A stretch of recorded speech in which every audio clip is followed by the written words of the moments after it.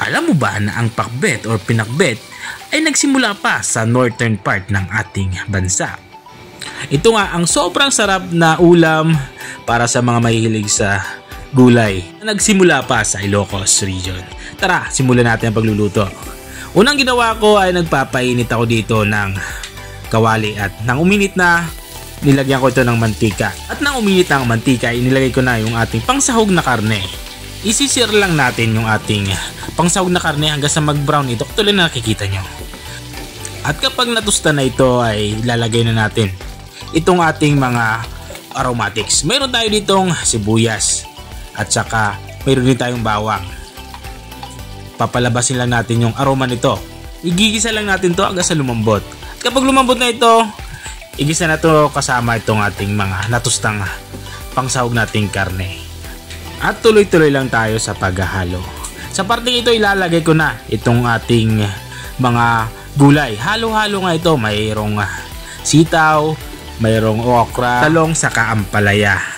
Kaya sobrang sarap nga ito, lalong-lalo na sa mga mahihilig sa gulay. At lalagyan ko ito ng kaunting tubig. Kaunting tubig lang dahil itong ating mga gulay magtutubig yan mamaya pag naluto na. Saka ko ito tatakpan para kumulo.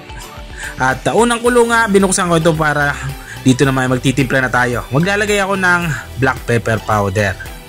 At haluin ko lang ito para umilalim. At syempre sa pinakbet, hindi mawawala itong ating bagoong.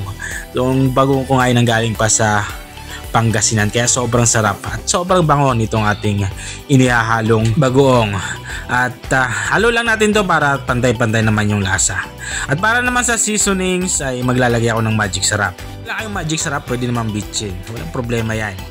At kung nanonood ka pa rin hanggang dito sa kalagitnaan ng aking video, ibig sabihin nag-i-enjoy ka.